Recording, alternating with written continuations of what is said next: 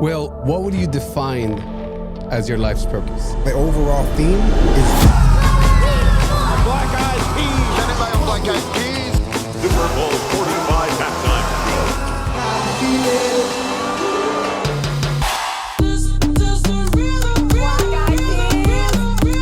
the hardest thing to do is in this context.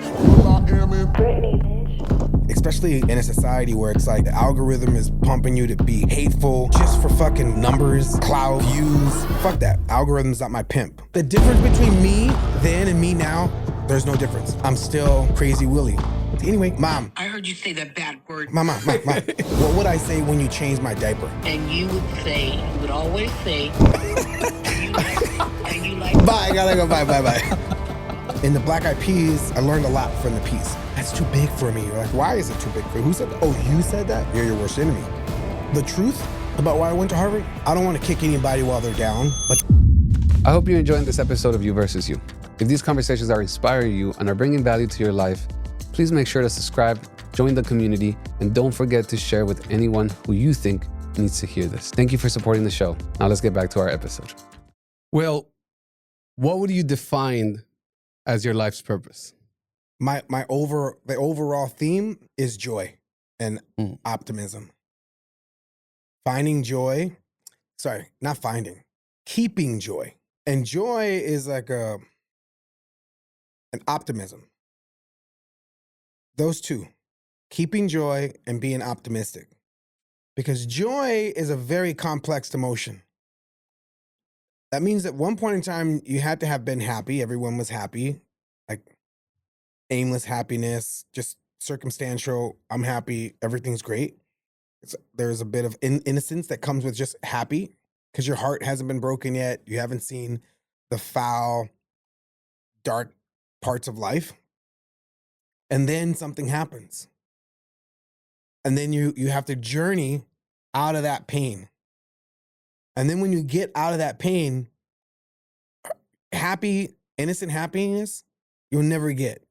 You're just joyful because you've been through some thickness and now you're over the pain, and that feeling you're feeling is actually more than happy. You're joyful. If you were to weigh happiness and joy is heavier because you came out of something, and so you want to keep that. So my life's purpose is to keep joy. No matter what I go through, I want to keep whatever that frequency is. And the only way to keep it is optimism. Optimistic, but not blind optimism. It's like knowing, the darkness that comes with, every time there's light, there's shade. And every time there's shade, there's some lurkers. And without being pessimistic, you want to be optimistic about, the terrain, your surroundings, the unfortunates, the unknowings that might unfold. So you could go into life with like skepticism and paranoia, or you could go in life with this purpose of, I'm here to bring joy. And I'm here to be optimistic and remind people to be optimistic, whether that's through music, whether that's through problem solving, whether that's through just walking in the room and like, shine, The hardest thing to do is love, especially when you have just like in a society where it's like the algorithm is pumping you to do ignorant shit. The algorithm is pumping you to be hateful just for numbers and fucking clout and views. Fuck that. I don't want to. Algorithm's not my pimp. It's not gonna have me out there doing some wild, wicked shit to the point where it's like you're mean to one another. I'm like, what's up, everybody? That's how I survived through the projects. I survived the projects being like, what's up, Willie? What's up, fool? Like, just what's up? Like the dude that you want to be around. The dude that's like, so yeah, it's fucked up. Yeah, it's fucked up. Boom. Here's another way to look at it. I love that. One of the things that I always say is there's a very big difference between talking and feeling. What do you think between saying it and actually applying that to your daily life, right? Knowing that you're walking into the unknown every single day as you wake up. What are if I'm an audience or someone watching and saying, okay, I love that description of how I should live my life, I want to apply into my life. What are some mantras? I know you walk every morning. What are some things that you could do to help levitate before you start your day or during the day that allow you to find that feeling again? Okay, here's why it's important to have that perspective. If you put power to pessimistic viewpoints, or you give power to like pain and fear, then you're never truly going to manifest your ideas or dreams. Life doesn't work that way. It's, if you want to plant a seed in soil, you got to understand that seed is in the dirt. It needs as much, just give me an inch of light. It needs light. And as that seed sprouts, it gives out fucking little, I was going to say feathers, little fucking leaves. And those leaves are just pulling as much light as it can get. And that thing's going to sprout, bro. If you were to break down that seed, the one thing the seed isn't saying is like, fuck, all this dirt around me. It's fucking heavy and fucking all this pressure. I feel like if a seed has that perspective, that shit ain't growing, bro. Because it's under dirt, nigga. It's under the fucking heaviest, dirtiest shit. First thing it does, it fucking goes down first. Like, yo, I'm gonna go down. Because when I go up, I'm gonna be stronger because I got my shit down in the ground, bro. It goes two ways at the same time. And it's not pessimistic. It embraces where it's at. It understands its dirty ass surroundings, which is dirt. And it goes down and up and it's looking for light. As it embraces the scenario that it's in, which is darkness, and sends its fucking roots down to the fucking depth. And when that fucking thing sprouts and becomes a redwood, you ain't fucking pushing that shit down, bro. Haters have to come and chop that shit down with the axe. Them fucking hater-ass lumberjacks. They gotta fucking come and plow. So that's why optimism and joy, searching for light, is important while embracing your darkness and putting your roots down deep, fucking coming out on the other side like a redwood tree or a palm tree. Your creativity and the way you process it from when you started, right, with the aspiration of like, and the anxiety and all the things that come with, am I going to make it? What am I doing? I have all this freedom too because I don't have the restriction. I don't have people's opinion. I'm kind of just flowing, to compare to Will.i.am today. Has anything changed? Me and the projects versus me now? Yeah. Talking about your creativity and how you process it. So when I was a pobre to now, see, when I was a pobre, like my creativity was my currency. My creativity is my currency. And I knew I was rich with creativity. I wasn't like, fuck, what is my fucking current, what is the currency value of my creativity? I knew that shit was, my neighborhood told me it was rich. Fucking Willie, dog, that shit's feeding me, Holmes. Like the fucking neighborhood told me that. Yeah. The difference between me then and me now, there's no difference. If you were to go to my neighborhood, they'd be like, fucking Willie hasn't changed. Maybe my fucking clothes has changed a little bit differently, but I'm still crazy Willie. So when you look at where you sit today, the value of your creativity, the value of your purpose, what are the areas of your life that you can say, I'm still working on that? I haven't figured that out yet. See, when I was a little kid, my room was always messy. You know, we lived in a project, so why did I have to have a clean room? Because if I clean my room, I'll be a little bit more organized today. My business would be more better. There's one more. I'm going to bring my mom in on the call, and she's going to tell you this one thing. I'm going to just ask her one thing. It has everything to do with everything I just said. Because like I said, remember I said I didn't clean my room because I was like, why should we keep my room clean, Mom? Like, it's dirty outside. And she'd be like, well, get your ass in that house and clean that damn room. So I'm like, damn, Mom, it's just going to get messy. Anyway, Mom. What? I heard you say that bad word. Mom. Yeah. You remember when I was a little kid? Duh. And then you would change my diaper. And then what would I say when you changed my diaper? So you used to like to walk around with this big load of pee and poop in your diaper. And I would say, come and let me change your diaper. And you would always say, you didn't want to get it changed. And I would say, why? And you would say, because I'm just going to poop again. And you like the warm feeling. Bye, I gotta go. Bye. I'm the shit, nigga. I've been the shit, homie. I've been the shit, Because homie. you like the warm feeling, dog. I've been the shit. Anyways, so had I, ever since I was a little kid, wanted to get my diaper changed and clean my room, I'll be a little bit more organized. But anyways, just having fun with your answer. Yeah. But there's some serious to that. And I truly believe that if I clean my room, I'll be a little bit more organized today. It's really interesting as we've had conversations with some of the other guests about the patterns of our childhood and how those patterns, to your point, affect so much of what we're living today, right? Like good or bad, the traumas or the patterns are filtering the information that we get today. And I use this example consistently and I love to use it because it's a very clear example of you can love that grape and I can hate that grape. The grape actually never changed, only the filter that is going through. From that, is there any patterns that you're, as an adult, you're noticing that you're like, oh, this pattern, outside of just coming from childhood, is something I developed through my adulthood, through my life experience, that now I'm seeing as something that maybe I need to adjust or maybe I need to apply love to or joy to start shifting in my life? I think a pattern that I see, even if I just compare the way I look at the world now, where I'm curious and I'm a critical thinker. When my mom said, boy, get over here, let me change that diaper. And I responded with, why? I'm just going to doo-doo anyways. That's a critical thinker of a person who still has diapers on. And so, and although my mom was correct, the answer back of, but why though? You're going to change my, think about how it must have been not even one, to be like, but why? You're going to change my diaper. I'm going to poop in it again. And then you're going to change it again.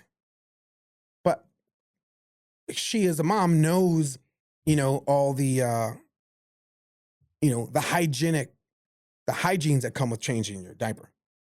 The mom knows the order and discipline that comes with cleaning your room. A child doesn't know that. But to the credit of the critical thinker of asking questions, but why, but why, but why, but why, but why? One of the but whys that I never mastered was cleaning my room. No matter how logical it was, if you were to go to my room right now, it's a mess. I know where it's at, but it's still a mess. And it's one thing every day I come into my office, I think, damn, I wish I was a little bit more tidier at 50. I walk into any room where my stuff's at, I'm like, damn, it's just messy. Okay, I'll do it next week. But I know where my stuff's at, but I still have this wish of to be a little bit more tidier. So one of the things that I've struggled with as a creative is that the desire to be curious has made me a great architect, but a pretty horrible property manager. You come in and you say, okay, I'm going to build a great business. And because you have so much curiosity, you're able to build it, you're able to create it, you're able to build mass into it. And then once you kind of feel like, okay, that's done, then it's like your mind starts being curious about something else. And I've historically in my life have had a bad experience being a manager of that, like sustaining that business to grow to its full potential without me jumping into another business or another idea because that curiosity. Do you feel that happens as part of that You have pattern? kids? Yes. You married? Yes. You've been with your girl for a while? 4 years. For 4 years? Yeah. How old are your kids? 2. You're a long-term relationship guy, short-term relationship guy? Long-term relationship guy. And this is the longest relationship you've been in? It's the most stable relationship I've ever been in. Cool. Keep it that way. And only reason I say that is because you said you build things and you do something else. That's going to apply to this. To everything. Yeah, 100%. Potentially this thing too. Don't let that happen to this. Yeah. It took a long time for me to learn to delegate. Because I'm like, I could do that. I could do it. I could do it. But the moment I learned that like I need like talent that is fucking awesome talent that I could hand things off to, start something or spark something and they start something, that to me this is the best creative environment that I've ever been in. Is where like not everything is waiting around for like me to start it. I'm blessed to be in a configuration of talented people that are like, yo, check this out. Like, wait, what? Oh shit, that's fucking fire. Even biz devs, I'll go and network and bring what I networked into my network, and it works because you've delegated to, you know, capable people, and it took me a while to do that. In the Black Eyed Peas, you know, I learned a lot from the piece, and I made mistakes in my businesses, and there's nothing better than professor failure.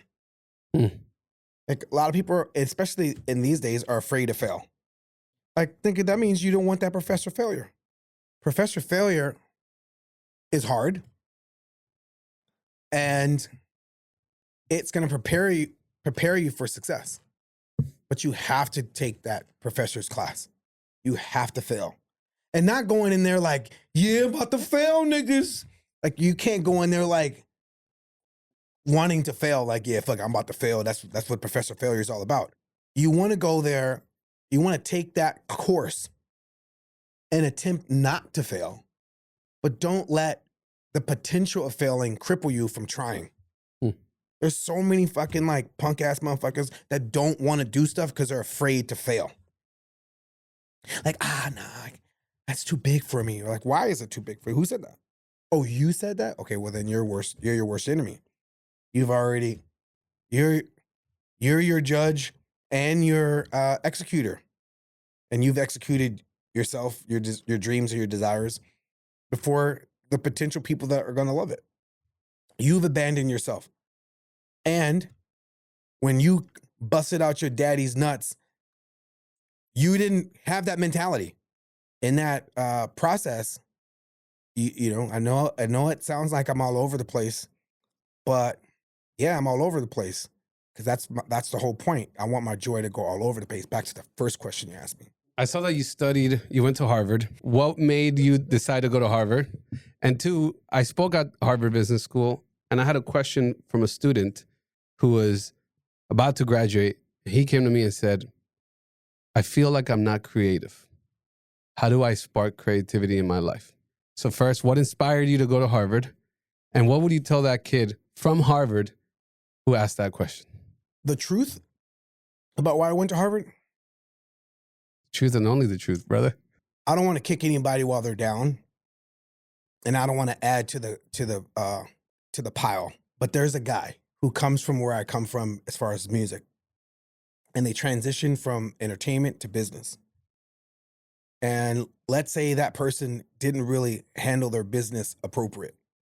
And when you handle your business that way, you're on top, there's some responsibility that you have as a person that represents other folks that have come from some type of subset, some type of skepticism, doubt, and you've made it through all of the obstacles. There's some responsibility that you have. You can't just move how you want to move, because you're going to make it harder for people that you just made it easier for. Like, it's hard if you're black and brown that come from the inner city and you made it in one realm and now you're successful in another realm. Now you've made it easier for people through that path. And let's say this person didn't do the best job in conducting business. And now corporations have a clause in contracts, especially for people that come from our realm. And I wanted to go to college to show that I take business seriously. I conduct business seriously. So that's the first reason why I went. It's because business is serious. It's a serious business. Yeah. EPMD. You know, it's a strictly business. Sorry. It's a strictly business, EPMD. There's no need to take things personal. But then I take it personal if you are the trailblazer guiding you going up the mountain. You should leave a trail for people that want to hike that hike. If you are And there's people that want to hike that hike. But if you're like carving a trail, but then at the same time burning the trail, that's irresponsible. Because you're making it harder for whatever reason for people that want to hike that hike and transition from their circumstance for bigger and better opportunities for their families. So for me, EPMD, so what you're saying, it's strictly business. I wanted to get my, higher elevated view on how to conduct, how to network better, how to manage better, how to like discipline better, how to organize better. And one of the things that I would think about when I was at Harvard was, damn, motherfucker should have really cleaned his room. I could apply that to everything while I was there. Or order my thoughts. A little bit more organized. It's still it's okay to be chaotic. Emotions are chaotic. And then you come out of it on the other side when you like articulate what's going on emotionally and do a painting, write a song, design something. It's like, it's organizing confusion. Being the pharaoh as you munch through materializing that ideation to materialization. So Harvard was was important for me personally, and then me being responsible. So people on the other side in those corporate offices know that we're serious, and not everybody is self-destructive. And to that kid who says, I don't know where to start. He literally was, I feel like I have no creativity and I can't spark it. How do I spark that creativity? Save that question, Okay. because I want to go back and be sensitive to other folks and be like, but yeah, they were coming after, or they were making it hard, or they were being shady. Nigga, that's business. That's battle rapping. You think a battle's supposed to be nice, everybody's supposed to be massaging you? You gotta fucking gear up. You gotta arm yourself. That's why you're supposed to have dope ass lawyers. That's why you have to have dope ass biz dev folks. That's why you're supposed to freaking hire people and trust people and delegate. It's strictly business. And it's teamwork. If you don't give props to the people on your team and everything is you, then yeah, you're gonna feel all them hits. You're gonna feel all them shots. But if you out there fighting, you an army, bro. Squad it up. Delegate. You thought this shit was fucking Camp Snoopy, homie? You thought this shit was fucking, you know what I'm saying, Smurfs? La la la la la la? No, bro. It is business. And you gotta arm up. And more importantly, you gotta go in there with joy. You think Steve Jobs had it easy? He literally called his company Think Different because they hated on him. They kicked him out of his own company. Yeah. He came back and took that shit to the next level. He didn't fucking self-destruct. This motherfucking Walt Disney was jealous over his own character, Mickey Mouse. Mickey Mouse is still more famous. And this motherfucker ain't even real. But he knew the power of giving birth to something that was greater than him. It's always a fight.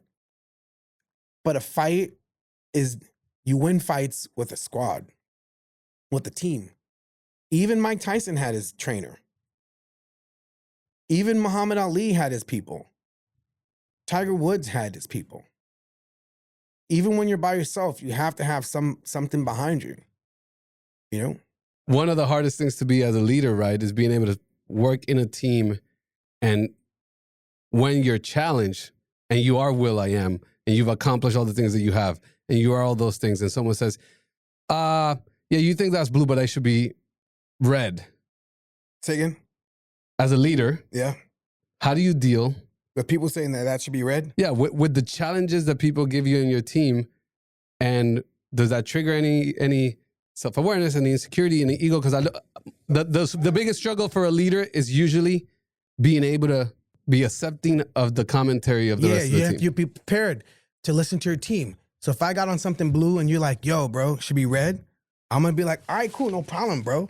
Look at it. I'll do red, bro. I'll switch this shit, make you happy.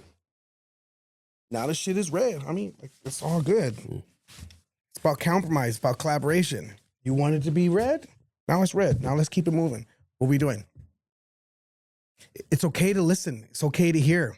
And more importantly, it's okay to prepare for what your team might want to do. That's why you brought them to your team. You got to listen to other people's talent. More importantly, you got to like shine light on awesome. That's why I salute Dre. Dre, like Easy, birthed a lot of fucking stars. And he let them shine to their fullest. Eminem is fucking Eminem, bro. And he brought 50 Cent in. And like Eminem shining in a Dre universe, 50 Cent shined in Eminem's bringing. Snoop Dogg. Snoop Dogg is a fucking bona fide star. That takes ego and egoless. That other stars could pop off while you shine. And you big them up and you don't get in the way. You don't shit on them. You don't fucking, you know. When Black Eyed Peas were at our height and Fergie, to me it was like, hell yeah. It's Fergie. That's dope. I produced and wrote a lot of those songs. It's fucking awesome. A lot of times people like, it's all about me, it's all about me, it's all about me. No, bro, it's about the crew. And you got to listen to your crew. Now, if the ideas suck, you got to let them know that that's just whack. And they got to know how to take criticism. You know, like, hey, that's just really whack. And if somebody tells you your shit is whack, you'd be like, all right, cool. Do you feel like you've mastered that? Accepting the criticism? If somebody's telling me that's whack from the crew, I just care about the crew. If it's somebody else, I don't know if they're hating. I don't know if they're fucking like gassing me up. You gotta be careful what information you take.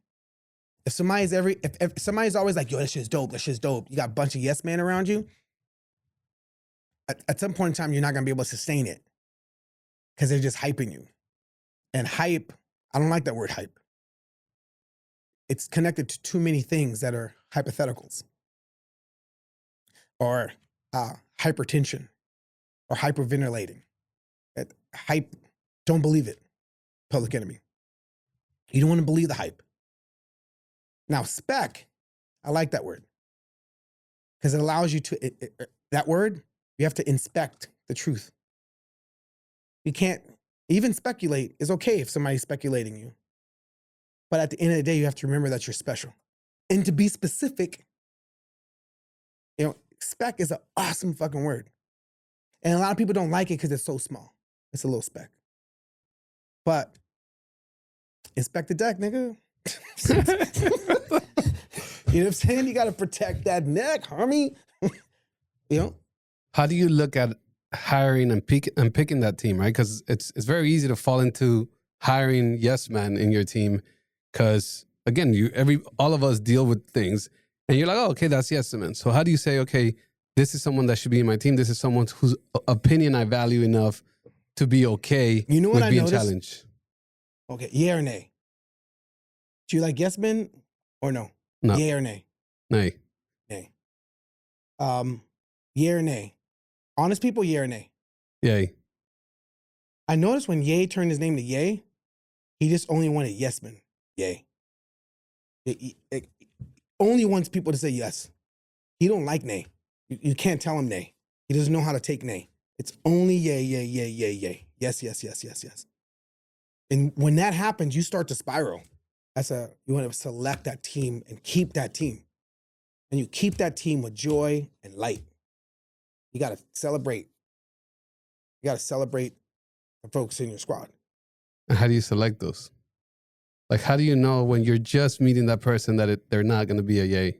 Sometimes they select you. Most of the times they're selecting you. Because if they're really dope, they got to select you. Because if you only are selecting folks that aren't that dope, then you're hypnotized by yes men. Disguised as good. There's a lot of people that can bullshit that they're dope. And the way they bullshit that they're dope is just being yes men to people that need yes men's. And those people feed off of a squad of yes. I like how Jimmy and Dre, what Jimmy was able to do is that people that were dope selected to be with Jimmy, and Jimmy selected them. And he then empowered them to build teams and funded them to go out and find teams. And Dre did a fantastic job. Trent Reznor did an awesome job. Gwen Stefani did an amazing job. It wasn't just dudes. Gwen Stefani's like, wow. Lamb, Harajuku Girls, you know, No Doubt, rocking with Pharrell. Pharrell did an awesome job. Rico Wade did an amazing job. Folks that were rocking with Jimmy. And you see their squads. When you see all those names, who do you think has been the most impactful to your life and why? Hold on, you mind if I know you like want it red. Can I go back to blue? Yeah, go back to blue. So, the most influential in my life in music? In overall, in your career, you know, starting as an artist, obviously, but who has been the most impactful mentor or person in your life that you feel like that? The first chapter, Will.i.am. My first chapter, Apple's been the most impactful because he believed in me. I believed in him. He didn't speak any English coming to America. Eazy-E was open-minded to have somebody straight from the Philippines signed to Ruthless because I vouched for him, and Eazy wanted me to sign to Ruthless. You know, he was okay to sign Apple, but Apple's belief and my abilities motivate, the guy that taught me how to produce, these two cats changed my life. And Apple wasn't a yes man. He was a like, I want to learn man. I want to learn how to rap. We used to go, you know, dance against foods and like battle foods and shit. And Apple was an amazing like acrobat and an amazing dancer. A lot of Filipinos are. And they sing their ass off. And they fucking DJ fucking scratch. Fucking Filipinos are fucking, damn, I don't know what the fuck's popping off in the Philippines. Or maybe it's the chicken adobo. They the black Asians. Yeah, we like chicken, they like chicken. Philippines is, you know, and we started our group in the Filipino community. So when we were signed to Ruthless, there was a squad of people that fucked with us because of Apple. That guy. Apple, Motivate, guy that taught me how to produce, and then Will.i.am. Will.i.am times a trillion. And then Jimmy Iovine, second chapter of my life. There's a song on Joints and Jams. It goes, we are about mass appeal, no segregation, got black to Asian and Caucasian. Like saying that's the joint, that's the jam. Like our whole vision was to like, let's take it to the next. There's another lyric on a song called A8. And the lyric goes, yo, my man, I got a plan to do it all. I got a plan that none of y'all ever thought about because underground niggas don't be thinking on going continental like Lincoln. How can you make moves when you always trapped under? I'm trying to reach the surface to learn more about the thunder. I wonder what really makes the world go round. Not thugs, because thugs go round and bring other brothers down to be in it for a quick blink. But when you start to sing, you be deeper than you was when you should have stopped and think about your consequence. Your actions don't make lots of sense. Anyways, I forgot my rap. Anyhow, that verse from my first album was like our ambitions on what we wanted to do. We had a plan to do it all, bro. Coming from the projects, seeing MC Hammer, this motherfucking MC Hammer, my biggest influence. I love MC, to this fucking day, I love MC Hammer. And people would like hate on him. I'm like, why do they hate on Hammer so much? This motherfucker got hits. Motherfucker dance his ass off. Humps and bumps. You know, you know, can't touch this. Like in the projects, MC Hammer was, especially West Coast. Yeah, MC Hammer, bro. If you say top 10, what's your top 10 rappers? Take top 5 rappers. You never think of MC Hammer or Kid and Play. Why is that your mind only wants to celebrate the drug peddlers? Like MC Hammer don't come from a hood? You ever been to Oakland? You know? Have you ever been to Oakland? MC Hammer is not to fucking play with. Streetwise. And a lot of rappers would tell you that. Well, because he didn't talk about shooting people. He didn't talk about selling drugs and getting your auntie and your uncle addicted to some fucking chemical. He's not dope. Fuck out of here. We always end this podcast with an exercise. Oh, shit. Yeah, here you go. The power of words and the power that they have with how you see yourself, how you perceive things. If there's a word or a phrase that Will.i.am could tell himself right now that could change the perception of how you intake information this week, how you feel about yourself, is there something that you want to tell yourself that centers yourself right now? It could be a word or it could be a phrase. Focus. Because part of focusing is order, cleanliness. Love that. My best friend, one of the first raps he wrote when he mastered English. So here's a guy, come from the Philippines. Encouragement goes a long way. And I'm not talking about gassing somebody up or yesing them. Just like, yo, you could do it. No, that's whack, bro. Like that, improve it here. Oh, really? And he'll go back in and fucking like, you know, I love to freestyle. I love to fucking be witty. Love rhymes. I love metaphors and simply. I speak metaphorically. I speak, you know, with witty puns. And speaking of the word focus, one of his first raps when he like mastered English, because you know when I in junior high school and high school, I had English for high school. This dude had English as a second language, ESL. And in the 90s, people made fun of ESL students in school. Like, I was an ESL kid. Wait, remember that? Yeah. What it probably felt like fuck, you're an ESL. America doesn't do a good job at that. Yeah. But for some reason, if you go to fucking France and there's somebody that's from fucking Spain and they're learning French, they don't got the same problem. Yeah. If you go to the UK and you're learning and you have French, they don't have that same. For some fucking reason, America, they treat folks that have to go to school for a second language as like, wait, what? Like, anyhow. So app endured all that stuff. Speaking of the word focus, back to the focus part, the word that I selected. There's this one rap that Apple wrote, and it's focus on this. The ear seductionist, more than lyricist in this rap metropolis. I'm more like an activist. I give it to you raw. Entertainment will make you have a ball. Sounds are conceiving, causing you to meditate. Manipulate your mind with hypnotical legislate. We're far from the fakes. We never fake moves.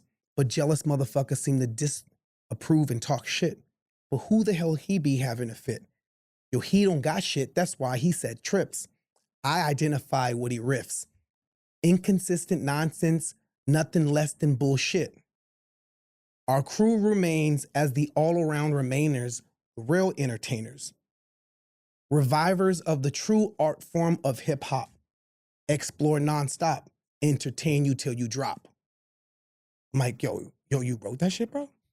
He was like, hey, well, it's not dope. Like, focus on this, the ear seductionist, more than lyricist in this rap metropolis. I'm more like an activist. English and a second language student, bro.